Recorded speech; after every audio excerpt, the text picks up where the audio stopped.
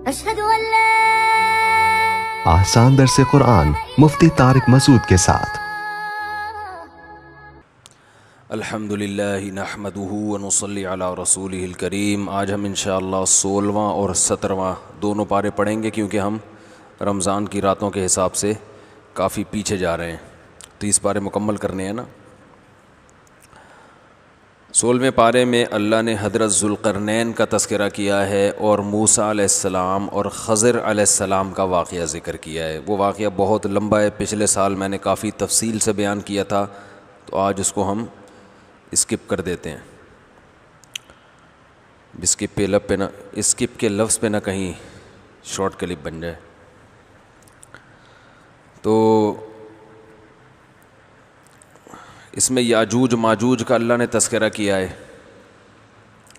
کہ حضرت ذوالقرنین جو تھے انہوں نے ایک علاقے کو فتح کیا، تو وہاں لوگوں نے کہا کہ یاجوج ماجوج نے زمین میں فساد مچایا ہوا ہے، تو ہم آپ کو چاہتے ہیں کچھ اجرت دیں، آپ یاجوج ماجوج سے ہمیں بچا لیں۔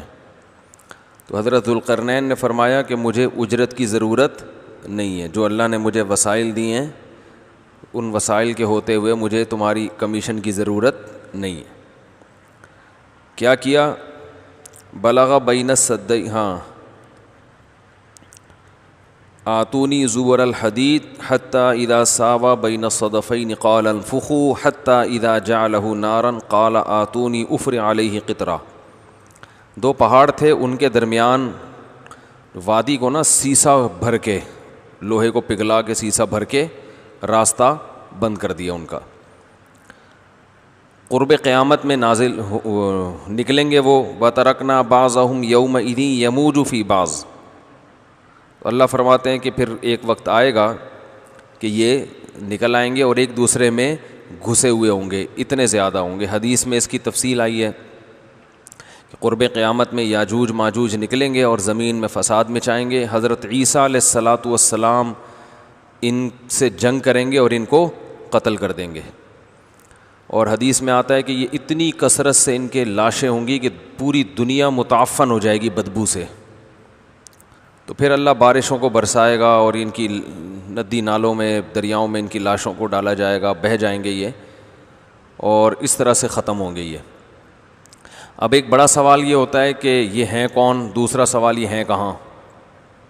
ہیں کون؟ انسان ہیں، شرپسند انسان ہیں، اس سے آگے اللہ نے ہمیں کچھ نہیں بتایا۔ کہاں ہیں یہ بھی نہیں بتایا، ٹھیک ہے نا۔ تو یہ جو اشکال کیا جاتا ہے کہ آج تو سیٹلائٹ کے ذریعے سب چیزوں کو دیکھا جا رہا ہے، تو یہ غلط ہے۔ پوری دنیا میں ایک ایک ذرے کو دیکھ لیا گیا ہو، ایسا نہیں ہے۔ اللہ نے اس قوم کو چھپایا ہوا ہے۔ حدیث میں آتا ہے کہ یہ نکلنے کی کوشش کرتے ہیں، دیوار چاٹتے ہیں، جب ختم ہونے والی ہوتی ہے تو کہتے ہیں ہم کل دوبارہ شروع کریں گے، کل اس کو ختم کر دیں گے، تو وہ دوبارہ اللہ اس کو ویسے ہی بنا دیتے ہیں جیسے پہلے دن تھی۔ تو ایک دن آئے گا یہ کہیں گے انشاءاللہ کل یہ دیوار ختم ہو جائے گی، تو جس دن یہ انشاءاللہ کا لفظ کہیں گے اگلے دن یہ دیوار ختم ہو جائے گی اور یہ زمین میں نکل جائیں گے۔ تو زمین میں ایک جگہ پر اللہ نے ان کو چھپایا ہوا ہے، اور ویسے بھی اس سے پہلے یہ دریافت ہو نہیں سکتے، کیونکہ اگر پہلے یہ دریافت ہو گئے تو پھر تو حدیث کی مخالفت ہو جائے گی نا۔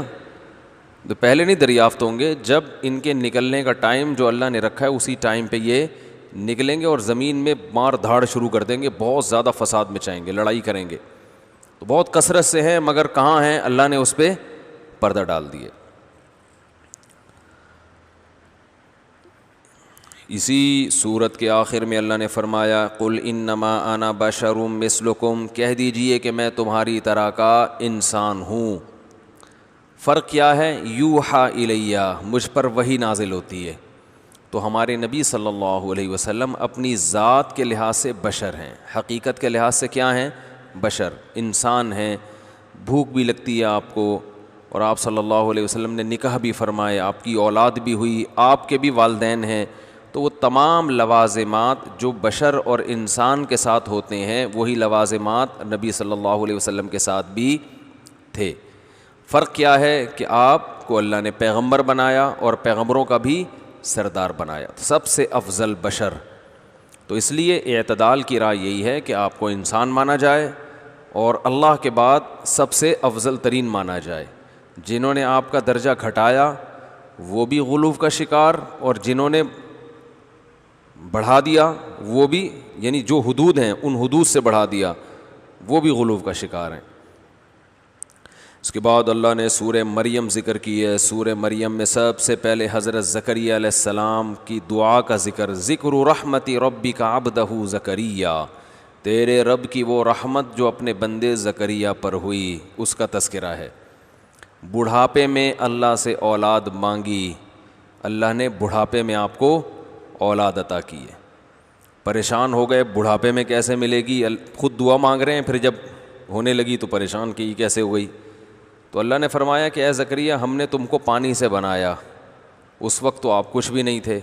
تو جو اللہ پانی سے انسان بنا سکتا ہے وہ بوڑھے میاں بیوی کو اولاد کیوں نہیں دے سکتا. اس سے اولاد کی فضیلت بھی معلوم ہوتی ہے کہ اولاد کی اسلام میں بہت اہمیت ہے. اس کی طلب پیغمبروں کو بھی ہوئی ہے، پیغمبروں کو ہوئی ہے کہ ہمیں اولاد چاہیے.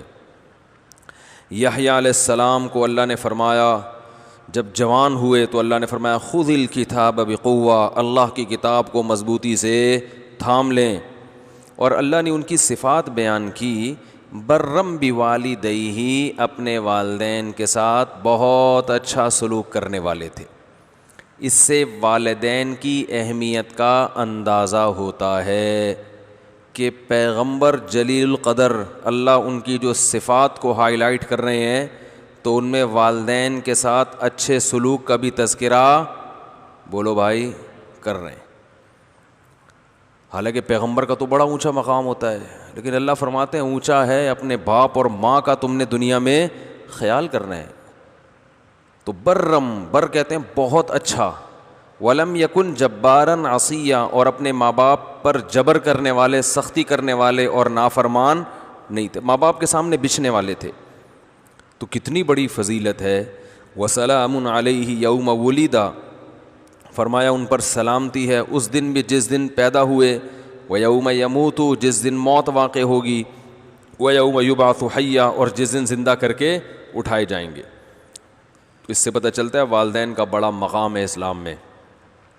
اللہ نے اس کے بعد حضرت مریم کا تذکرہ کیا کہ مریم علیہ السلام غسل کے لیے گئی ہیں، ایک فرشتہ انسانی شکل میں آیا. حضرت مریم نے کہا کہ میں تو اللہ کی پناہ مانگتی ہوں. اس نے کہا میں انسان مرد نہیں ہوں، میں فرشتہ ہوں، اور میں تجھے اللہ کی طرف سے ایک نیک بچہ ہبہ کرنے آیا ہوں. انہوں نے کہا کہ میرے کیسے اولاد ہوگی، مجھے تو کسی مرد نے آج تک چھوا نہیں ہے. یہ عورت کی کوالٹی ہے کہ نکاح سے پہلے کوئی مرد اس کے قریب نہ گیا ہو. یہ صفات ہیں. حضرت مریم بہت پاک دامن تھیں، بہت نیک تھیں. اس کے بدلے میں اللہ نے ان کے بطن سے پیغمبر کو پیدا کیا، اور ایسا معجزہ رہتی دنیا تک قیامت کی نشانی بنا دیا ان کو. اور اللہ نے اپنی قدرت کی نشانی بنا دیا. قیامت کے نشانے اس لیے کہ قرب قیامت میں نازل ہوں گے. تو جب حمل ٹھہرا ہے پریشان ہوئی ہیں بچہ جنتے وقت، بہت پریشان کہ کاش اس دن سے پہلے میں دنیا سے چلی جاتی. کیونکہ پریشان کی قوم کو کیا بتائیں گی. اللہ نے فرمایا اے مریم اس کھجور کو کھا اور اس پانی پی کے اپنی آنکھیں ٹھنڈی کر. جو تکلیف تھی نا بچے کی ولادت کی، اس سے یہ بھی پتہ چلتا ہے کہ عورت کو پریگننسی میں کھجور کا استعمال کرنا چاہیے. سمجھ رہے ہیں کہ نہیں سمجھ رہے؟ تو کھجور بہت زبردست چیز ہے صحت کے لیے. آج پتہ نہیں سموسے کھا رہی ہیں، پکوڑے کھا رہی ہیں، اور رول دیکھا ہے؟ گول گول رول نہیں ہوتا، رول کا کوئی رول نہیں ہے صحت بنانے میں. وہ میدا ہے، وہ بھی گھی میں تلا ہوا. وہ کھائے جا رہے ہیں، پھوڑے جا رہے ہیں، پھر پیٹ خراب ہوتا ہے. اور پھر جب پیٹ ہی خراب ہے تو صحت کہاں سے بنے گی. افطاری میں لوگ کھجوریں نہیں کھا رہے تمیز سے، یہ بھی دیکھا ہے. ایک کھجور کھائیں گے اس کے بعد ڈائریکٹ پکوڑوں پہ آ جائیں گے.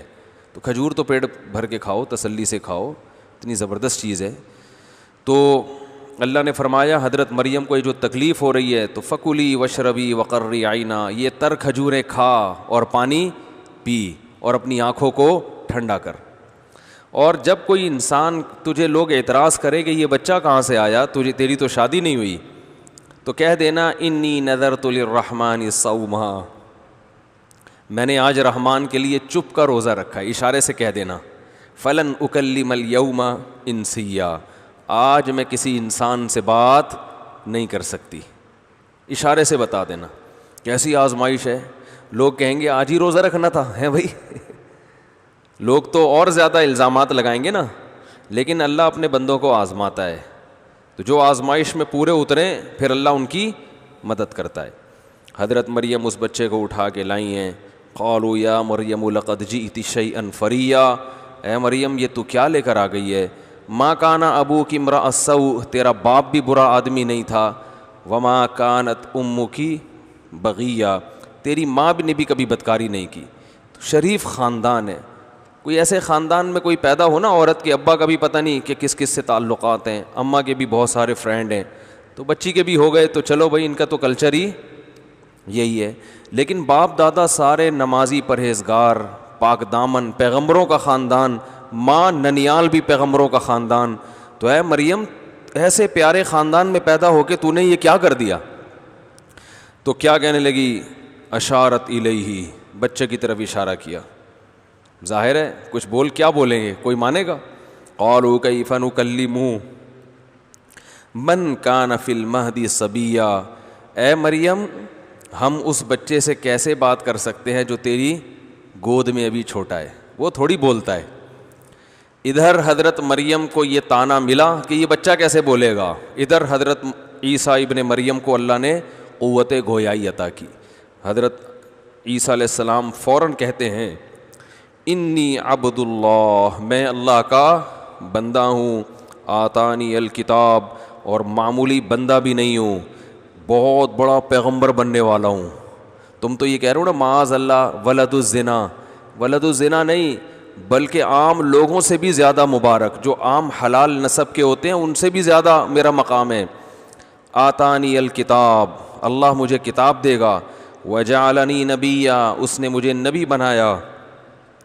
وجعلنی مبارکا اینما کنت، زمین میں جہاں جاؤں گا برکتیں اپنے ساتھ لے کر جاؤں گا. واوصانی بالصلاۃ والزکاۃ، نماز قائم کروں گا، زکوٰۃ ادا کروں گا جب تک میں زندہ رہوں گا. وبرم بوالدتی، اور میرے اللہ نے مجھے اپنی ماں کے ساتھ اچھا سلوک کرنے والا بنایا. دیکھو اس سے پیچھے یحییٰ علیہ السلام کا ذکر، وہاں بھی اپنے والدین کا تذکرہ، یہاں عیسیٰ علیہ السلام کا ذکر. یہاں بھی کیونکہ باپ نہیں تھے حضرت عیسیٰ کے، صرف ماں تھیں، تو یہاں بھی اپنی ماں کے ساتھ حسن سلوک کا تذکرہ. ماں کی گود میں کہہ رہے ہیں اپنی ماں سے اچھا سلوک کروں گا. اس کا مطلب ماں اور باپ سے اچھا سلوک کرنا اتنا اہم حکم ہے کہ اللہ پیغمبر ماں کی گود میں بچپن میں اللہ سے ان سے یہ کلمات نکلوا رہے ہیں اور قرآن میں ان کلمات کا تذکرہ کر رہے ہیں. اس کا مطلب یہ معمولی حکم، بولتے کیوں نہیں بھائی، نہیں، کیونکہ ماں کی گود میں ایک جلیل القدر پیغمبر بچپن میں جب بات کرے گا تو اللہ اس کی زبان سے وہی باتیں نکلوائیں گے نا جو بہت زیادہ اہم ہوں گی. چھوٹی موٹی نصیحتیں تو ساری زندگی چلتی رہیں گی بھائی. دیکھو جب آپ مرنے لگتے ہو تو بہت اہم اہم باتیں کر کے جاتے ہو نا. آپ کی موت واقع ہونے والی ہے، آپ نے کہا یار بچوں کو نصیحت کرنی، اب میں دنیا سے جا رہا ہوں. اب آپ نے سارے بچوں کو بلایا، کوئی امریکہ سے، جاپان سے، سارے بچے آ گئے. آپ نے کہا بیٹا مجھے کینسر، اللہ نہ کرے بیٹا مجھے کینسر ہے، اب میں دنیا سے جا رہا ہوں. تو بچے کہیں گے ابا آپ کوئی نصیحت کریں، اہم اہم نصیحتیں آپ جا رہے ہیں بتائیں.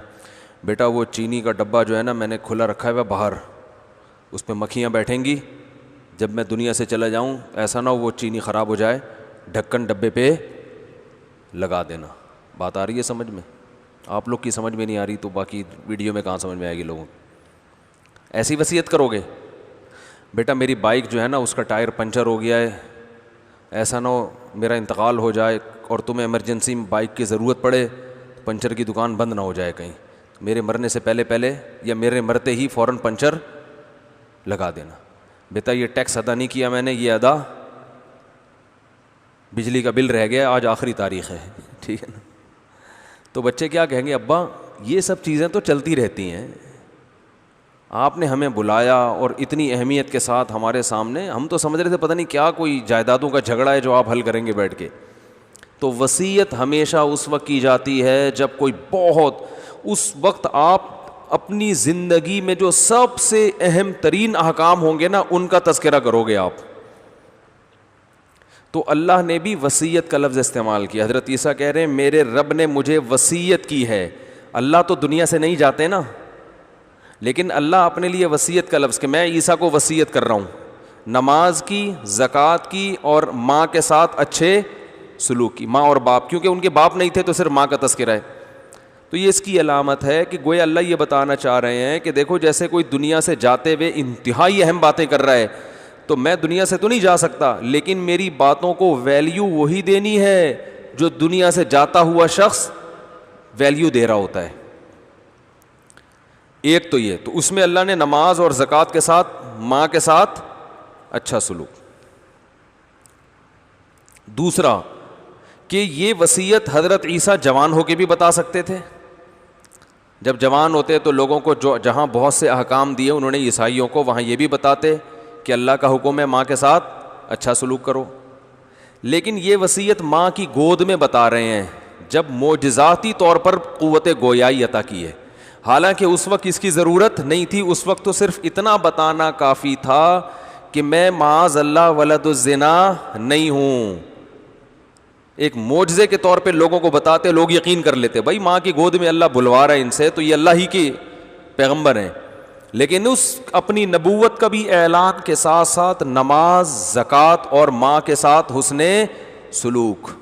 اس سے پتہ چلتا ہے اسلام میں نماز کی ویلیو, زکوٰۃ کی ویلیو اور والدین کے ساتھ اچھے سلوک کی ویلیو کا پتہ چلتا ہے. آج ایک تو انتہائی افسوس کے ساتھ کہنا پڑتا ہے یہ جو یوٹیوبرز نے جھگڑوں میں ڈال دیا نا صحابہ کے بارے میں, حضرت معاویہ کے اختلاف, بنو امیہ نے یوں کر دیا, محمد بن قاسم نے یوں کر دیا, جو سارے اسلامک ہیروز کو زیرو بنا دیا. اور ایک فضول جھگڑا رفع الیدین امام کے پیچھے یوٹیوب پہ جائیں یہی ملے گا. 70 سال پہلے جاؤ گے تو امام حنیفہ آئیں گے, تو اس سے 76 سال اور پیچھے چلے جاؤ تو نبی آ رہے ہیں, تو ڈائریکٹ نبی تک کیوں نہیں پہنچ جاتے, ابو حنیفہ تک جانے کی کیا ضرورت ہے. یہ وسوسے ڈالنا لوگوں کے دماغ میں. او بھائی ابو حنیفہ تک جو جا رہا ہے وہ بھی نماز سیکھنے کے لیے کہ نبی کی نماز کو انہوں نے ہم سے زیادہ سمجھا ہوگا. اختلافی مسائل جو بحثیں امت میں ختم ہو چکی ہیں. امت نے یہ ثابت کر دیا ہے بحثیں کر کے, کتابیں لکھ کے کہ بھائی رفع الیدین والی نماز بھی ٹھیک اور رفع الیدین نہ کرنے والی نماز بھی ٹھیک. دونوں صحابہ میں دونوں اختلافی مسئلے ہیں. کچھ صحابہ رفع الیدین کے ساتھ نماز پڑھتے تھے, کچھ رفع الیدین کے بغیر. امام ترمذی نے لکھا ہے نا, امام بخاری کے شاگرد, رفع الیدین نہ کرنے کا ذکر آیا تو کہا یہ بھی بہت سے صحابہ کا مذہب ہے. وَبِهِ يَقُولُ غَيْرُ وَاحِدٍ مِّنْ أَهْلِ الْعِلْمِ مِنْ أَصْحَابِ النَّبِيِّ صلی اللہ علیہ وسلم. فرمایا بہت سارے صحابہ کا یہی مذہب ہے کہ رفع الیدین کے بغیر نماز پڑھو. تو اب کیا ہوتا ہے, یوں کر لیا یا یوں نہیں کیا. لیکن آپ دیکھو امت کو کس بحث میں, اور انہی لوگوں کے ویورز بھی بہت زیادہ ہوتے ہیں. اتنی صلاحیتیں باپ سے تمیز سے بات کرنے پہ لگا دیتے. میں مسجد نبوی گیا ہوں, وہاں ایک اردو اسپیکنگ مولانا بیٹھے ہوئے ہیں. جب بھی عمرہ کرنے گیا ہوں نا, ان کے منہ سے میں نے یہی باتیں سنی ہیں. رفع الیدین ہاتھ چھوڑ کے باندھ کے نماز, ہاتھ چھوڑ کے نماز. کسی نے ان سے پوچھا کہ ہاتھ چھوڑ کے نماز پڑھنا کیسا ہے, انہوں نے کہا بدعت. اس نے کہا امام مالک کا مذہب ہے. اس نے کہا حدیث کو فالو کرو, امام مالک کو فالو مت کرو. میں نے کہا یہ دیکھو, یہ لوگوں کا ذہن بنا رہا ہے کہ امام مالک حدیث کے علاوہ کسی اور چیز کو فالو کرتے تھے. اور میں نے کہا یہ مسجد نبوی میں تو امام مالک پہلے بیٹھے ہیں آ کے, 1300 سال پہلے یہ امام مالک کی جگہ تھی. وہ تم سے سینئر ہیں, ان کی رائے اگر ہاتھ چھوڑ کے نماز پڑھنے کی ہے تو آپ یہ بتاؤ بھائی یہ بھی ٹھیک ہے اور یہ بھی ٹھیک ہے, تو کسی بھی مجتہد کو فالو کر لو, دلائل دونوں طرف ہیں. تو مسجد نبوی میں ایک انڈین مولانا صاحب بیٹھے ہوئے ہیں, کاش لوگوں کو بتا رہے ہوتے بھائی زنا مت کرو, بھائی چوری مت کرو, بھائی یہاں سے ماں باپ کے حقوق سیکھ کے جاؤ, بھائی بہنوں کی وراثت معاف کرو. وہاں بھی اختلاف.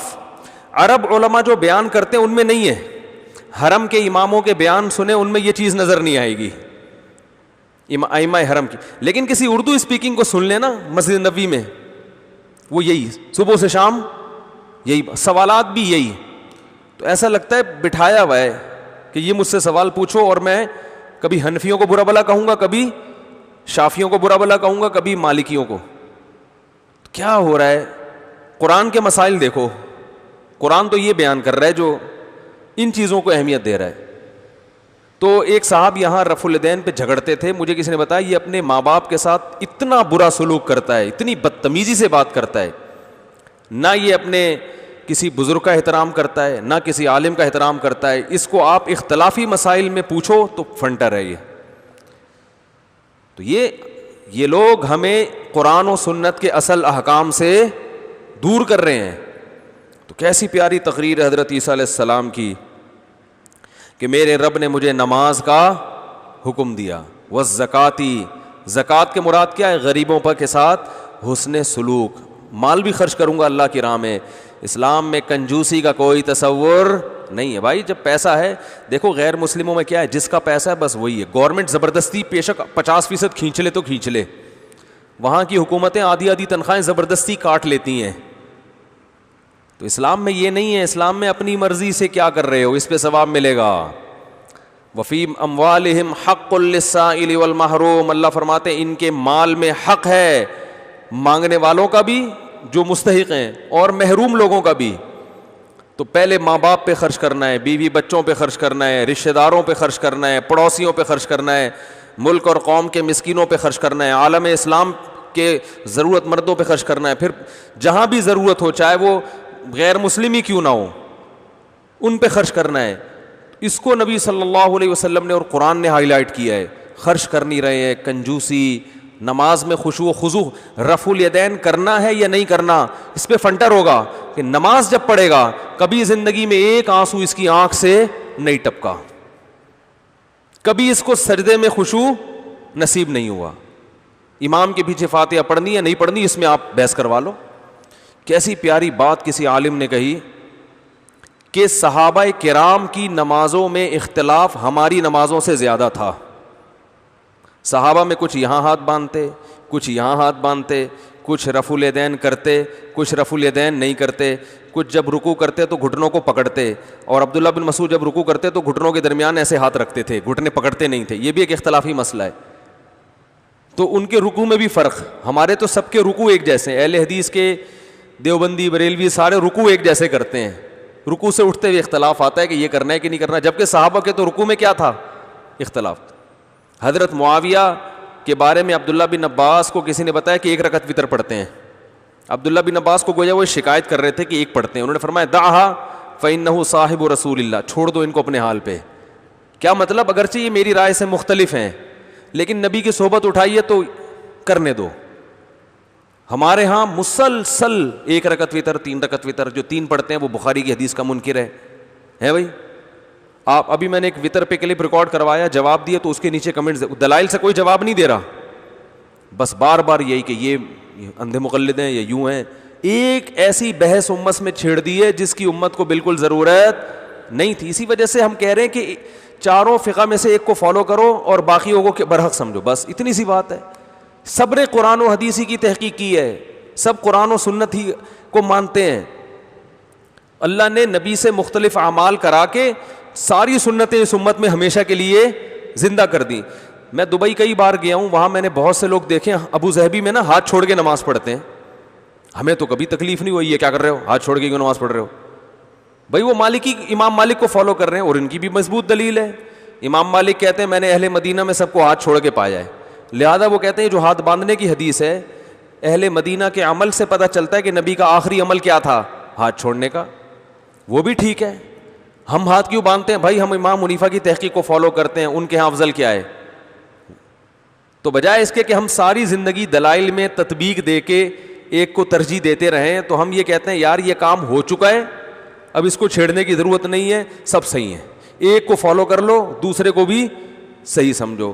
اس سے امت میں اتحاد پیدا ہوگا, اس سے امت میں جوڑ پیدا ہوگا. اور قرآن و حدیث کے نام پہ جس طرح آج امت کو جوڑنے کی کوشش کی جا رہی ہے نا, تو یہ ایسے ہی ہے جیسے غبارے میں جتنا ہوا بھر دی آپ نے, اب جتنا وہ چھوٹا ہو سکتا تھا ہو گیا, مزید اب آپ اس کو دبائیں گے تو وہ پھٹ جائے گا.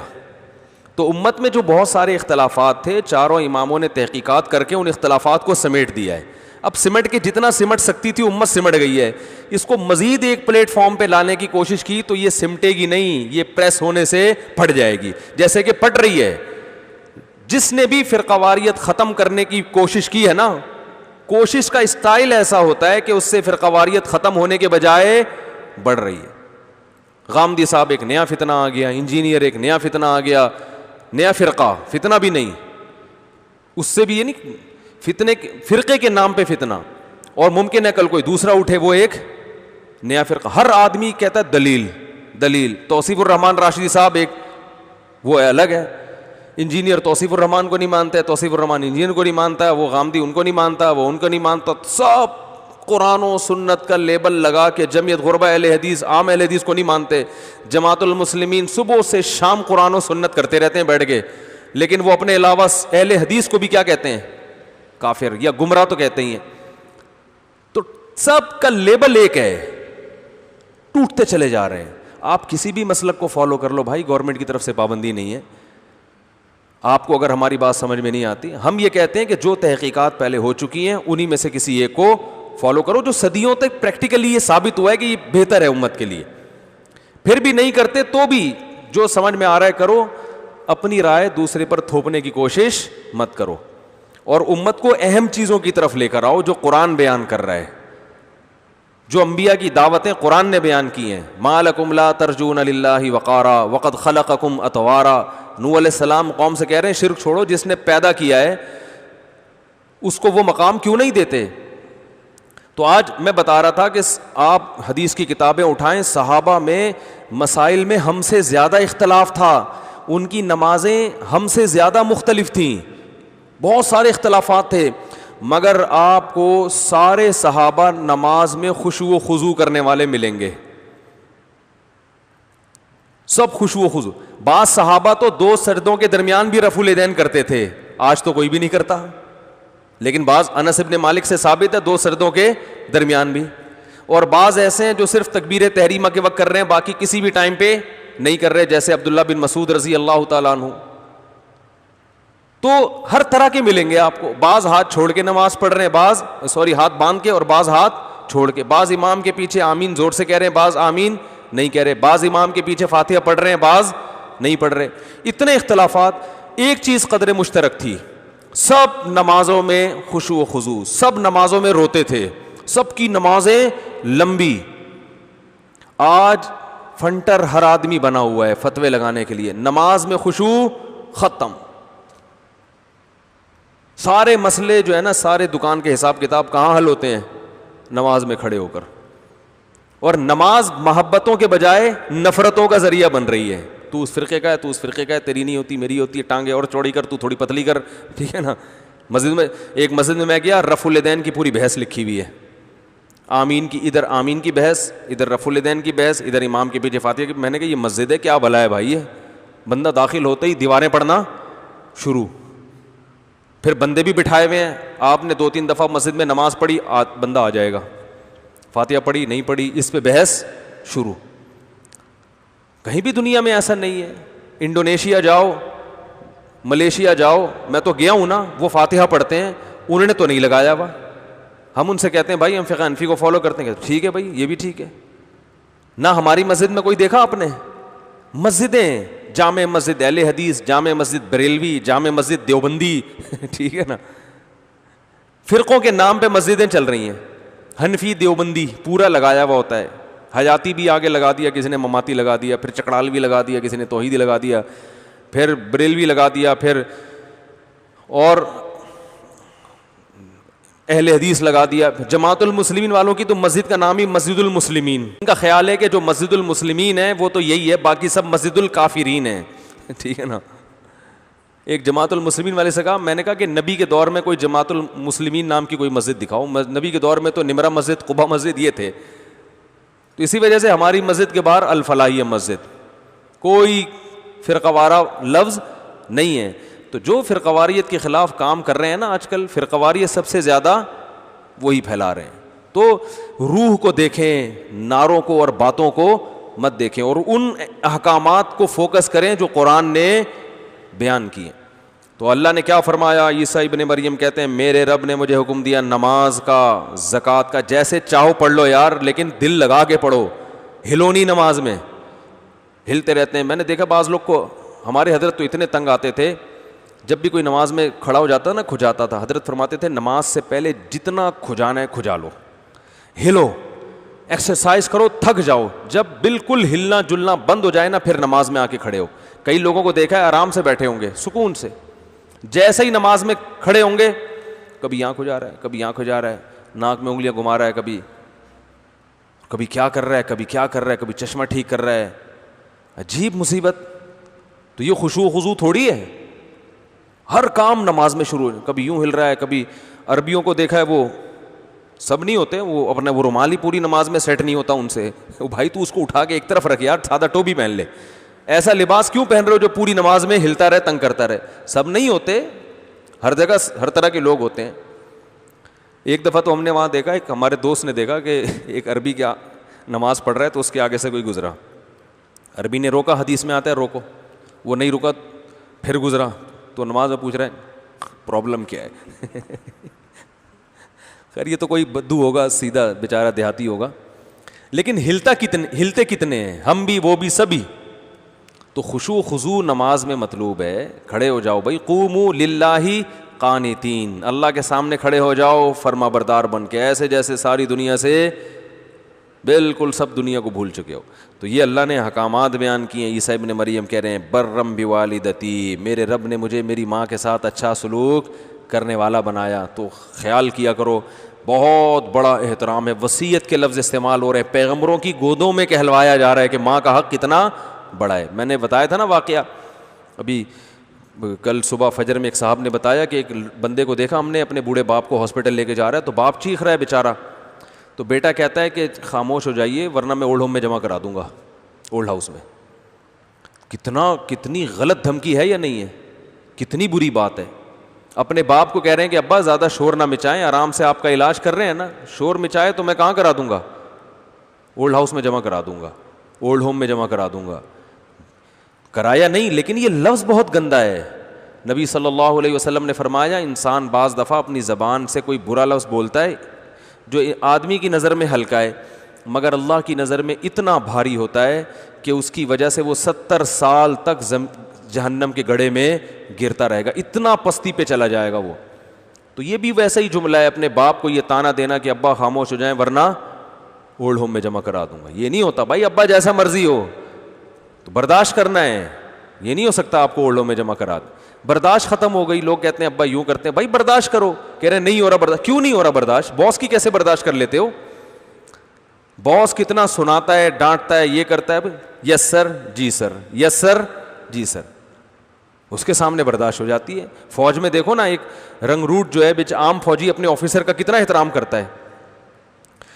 بعض دفعہ وہ پنشمنٹ کے لیے, میں نے تو ٹائم گزارا ہے نا پاکستان نیوی میں بھی کچھ ٹائم گزارا ہے, پنشمنٹ جب ہوتی ہے نا وہیں بیٹھ کے لگاؤ, سب لگا رہے ہوتے ہیں آفیسر کے سامنے, ڈپس لگاؤ, یہ کام کیوں کیا, چلو ڈپس لگاؤ. باپ تو ایسا نہیں کرتا, اس کی کڑوی کسیلی برداشت نہیں ہوتی. تو بہت بڑا مقام ہے بھائی, اس کا خیال کیا کرو. اس کے بعد اللہ نے ابراہیم علیہ السلام کا واقعہ بیان کیا. 5 منٹ رہ گئے, 30 منٹ ہونے میں, 40 منٹ ہونے میں, تو اب ہم 17واں پارہ کر لیتے ہیں کیونکہ ہم بہت پیچھے جا رہے ہیں. 17ویں پارے میں اللہ نے بتایا, اس کے بعد جو ہے نا یہی 16ویں پارے میں ابراہیم علیہ السلام کی دعوت کا تذکرہ ہے کہ اپنے والد کو انہوں نے کیسے سمجھایا. اس میں بھی ہے کہ کتنے پیارے الفاظ سے سمجھا رہے ہیں اپنے ابا کو. عیسیٰ علیہ السلام کے بعد واقعہ کس کا ہے, حضرت ابراہیم کا. مشرک باپ ہے, بیٹا توحید کی دعوت دے رہا ہے اور باپ بت بنا بنا کے بیچ رہا ہے. دونوں کا ویژن ایک دوسرے کے بالکل اپوزٹ. تو ابراہیم علیہ السلام کی دعوت میں سب سے بڑی رکاوٹ کون ہے, ابا. لیکن بات کرنے کا انداز دیکھو, یا ابتی, اے میرے پیارے ابا. اور ابا کی طرف سے دھمکی مل رہی ہے, لأرجمنکا, پتھروں سے مار کے ہلاک کر دوں گا. تو یہ نہیں کہا ابا میں تو اتنا سمجھا کے تھک گیا, آپ نے اگر پتھر مارنے کی کوشش کی نا تو میں اولڈ ہاؤس میں آپ کو جمع کرا دوں گا.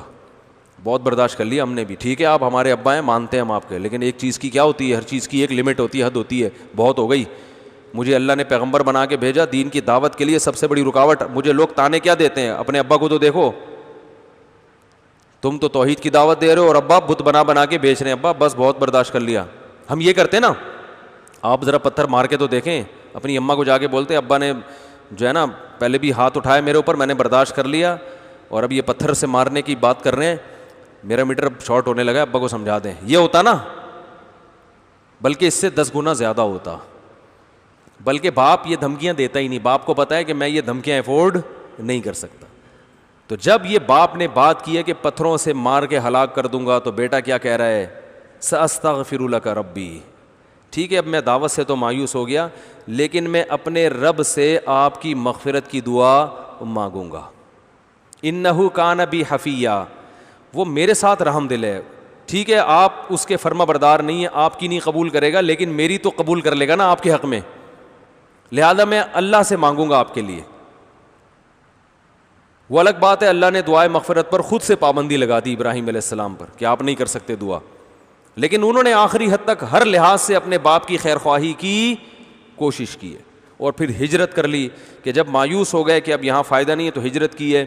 جو اللہ کے لیے قربانی دی, تو پھر اللہ نے اس کے بدلے میں آپ کو ایک نیا خاندان دے دیا. حضرت سارہ اور حضرت ہاجرہ, یہ دونوں سے اللہ نے آپ کو اولاد دی, اسماعیل علیہ السلام اور اسحاق علیہ السلام. پھر اسحاق علیہ السلام سے اللہ نے آپ کو بیٹے دیے یعقوب علیہ السلام, اور یعقوب علیہ السلام کے بیٹے تھے یوسف علیہ, سارے پیغمبروں کا سلسلہ. پھر انہی کی نسل میں پیدا ہوئے موسیٰ علیہ السلام, داؤد علیہ السلام. اس لیے میں لوگوں سے کہتا ہوں کہ صحیح راستے پہ چلو, اور حق پہ چلنے میں خاندان کی پرواہ نہ کرو. خاندان سے سلوک اچھا کرو, بہنوں پہ خرچ کرو, بھائیوں پہ خرچ کرو, ابا اماں کا خیال کرو. راستہ اللہ اس کے رسول کا اختیار ہوگا. ابا اماں کے کہنے سے داڑھی نہیں کٹانی.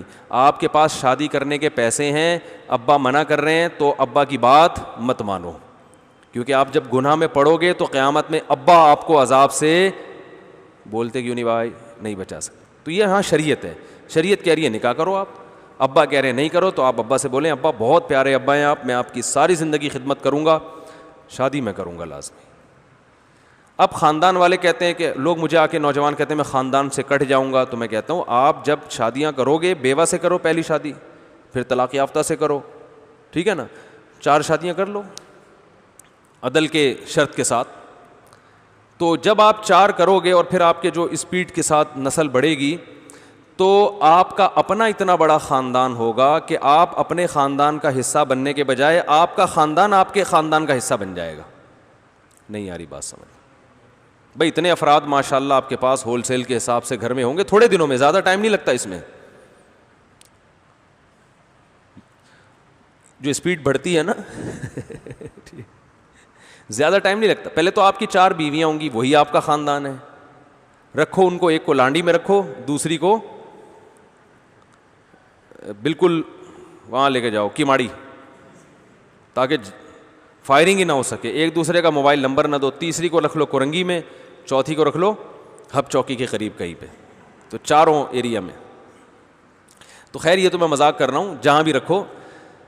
پھر کیا ہوگا کہ آپ کا اپنا خاندان ہوگا, پھر آپ کی اولاد ہوگی, تو آپ خود ایک بڑے خاندان کے مالک ہوگے انشاءاللہ. تو آپ کا خاندان پھر, جو آپ کو اپنے خاندان کی ضرورت نہیں بلکہ آپ کے خاندان کو آپ کی ضرورت ہوگی, وہ فخر سے بتائیں گے ہم اس کی فیملی سے بلانگ کرتے ہیں, ٹھیک ہے نا. کیونکہ جو بڑا خاندان ہوتا ہے تو چھوٹے خاندان اس میں کیا ہو جاتے ہیں, زم. تو آج کل خاندان ہیں کتنے چھوٹے چھوٹے, لوگ کہتے ہیں خاندان کا ڈر ہے. میں کہتا ہوں ہے کیا, تمہارا ایک آدھ بھائی ہوگا, ایک آدھ خالہ ہوگی, بس یہی تو ٹوٹل خاندان یہی ہے. بچے تو پیدا ہو ہی نہیں رہے آج کل.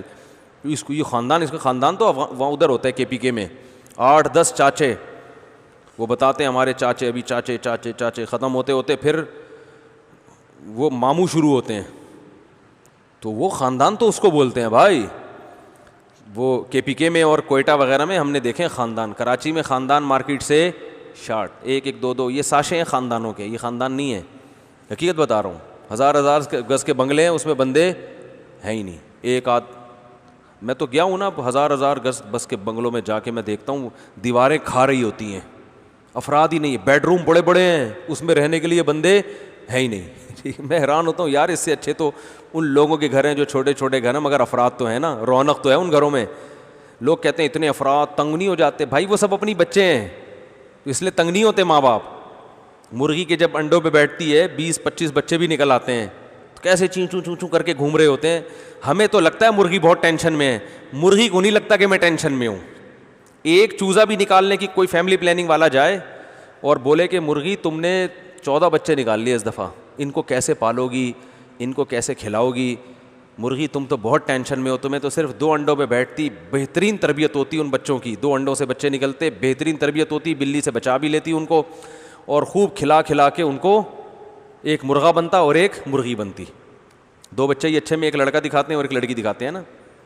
تو فیملی پلاننگ والوں کی یہ تقریر سب کی سمجھ میں آئے گی, جس کو ٹینشن ہے نا اس کو سمجھ میں نہیں آئے گی.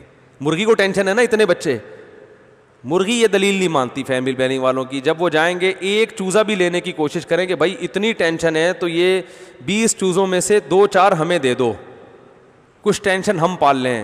مرغی ایسے پٹخ پٹخ کے مارتی ہے نا, وہ کہے گی یہ تمہیں ٹینشن لگ رہی ہے چونکہ تمہارے نہیں ہیں, جس کے ہیں اسے ٹینشن نہیں لگ رہی. آج ہماری ماؤں کو فیملی پلاننگ والوں نے یہ زہر گھول دیا ہے کہ بچے زیادہ ہونے سے ٹینشن ہوتی ہے, حالانکہ جو بچے جتنے بھی ہوں وہ ماں کے بچے ہیں. بچے ماں کی ٹینشن ختم کرتے ہیں, ماں کی آنکھوں کی ٹھنڈک ہیں. عورت کے لیے دنیا میں اس سے بڑا گفٹ نہیں ہے کہ اس کو کوئی اولاد دے دی جائے. تبھی دیکھو ویسے کہتی رہتی ہیں نہیں ہونے چاہیے, ہو جاتے ہیں تو چوم چوم کے مار دیتی ہیں. ایسا ہوتا ہے کہ نہیں ہوتا؟ ہاتھ لگا کے دیکھو کسی ماں کے سامنے اس کے بچے کو ذرا ٹیڑھی آنکھوں سے, میاں کو پیڑ دو پکڑ کے, کچھ نہیں ہوگا. عورت کے شوہر کو پکڑ کے کوٹ دو عورت کے سامنے, برا بلا کہو, تھوڑا بہت دفاع کرے گی بھائی, بلا لے گی اپنے دیور وغیرہ کو, اور کافی دیر تو فون ملانے میں لگ جائے گا, اور زیادہ اگر اختلاف چل رہا تھا, حالات صحیح نہیں تھے تو کٹنے بھی دے گی تھوڑی دیر. بچے کو چھڑ کے دیکھو, عورت کے سامنے اس کے بچے کی تعریف کرو, ایسے اس کے خون بڑھ جاتا ہے اس میں. تو یہ سب سے بڑی نعمت اللہ نے عورت کو جو دی ہے وہ کیا دی ہے؟ اولاد. اسی کو سمیٹا جا رہا ہے کہ کم پیدا کرو. تو یہ سب فضول قسم کی نیچر کی بغاوت ہے, یہ نیچر کے خلاف چیزیں ہیں یہ. تو کیا کہہ رہا تھا میں, کہاں سے یہاں کہاں بات آ گئی؟ ہاں, تو میں خاندان کی بات کر رہا تھا. خاندان جو ہے نا اللہ تعالیٰ نے جو ہے وہ, ہاں آپ جیسے ابراہیم علیہ السلام نے اپنے خاندان کو چھوڑا تو اللہ نے پورا ایک نیا خاندان دے دیا. تو شریعت کی باتوں میں, شریعت کی مخالفت میں خاندان کی بات نہیں مان. جو لڑکیاں شرعی پردہ کرتی ہیں, گھر والے چلنے نہیں دے رہے, وہ نکاح کریں بھائی, نکاح کر کے اپنا خاندان آباد کریں, اپنا گھر آباد کریں, پھر اپنے بچوں کو جیسے چاہیں چلائیں, ان کی جیسے چاہیں تربیت کریں. تو یہ اللہ کی بڑی نعمت ہے, ورنہ ہم پھنسے رہتے ایک ہی جگہ پہ ساری زندگی, تو کلچر ہی کو فالو کرتے رہتے. تو اللہ نے آپشن دیا بھائی, بالے ہو سائڈ پہ نکلو, ٹھیک ہے نا, اور اپنا ایک نیا خاندان بناؤ, پھر اس کو جیسے چاہو چلاؤ. تبھی تو ہمارے نبی صلی اللہ علیہ وسلم نے حکم دیا نکاح بھی جلدی ہو اور نسل بھی بڑھاؤ, تاکہ مسلمانوں کا اپنا ایک کلچر وہ گرو کرے دنیا میں, وہ پھیلے دنیا میں, کیونکہ جس کی آبادی بڑھتی ہے وہی پھر بالآخر غالب آتا ہے. تو اللہ تعالیٰ نے یہاں پر ابراہیم علیہ السلام کی قربانیوں کا تذکرہ, تو اس میں بھی دیکھو ماں باپ کے ساتھ کتنا اچھا سلوک. کافی ہو گیا, آج بھی 17واں پارہ نہیں ہو سکا, کل پھر ہم انشاءاللہ 17واں اور 18واں دونوں کوشش کریں گے پڑھنے کی. اللہ تعالیٰ سمجھنے کی, عمل کی توفیق عطا فرمائے.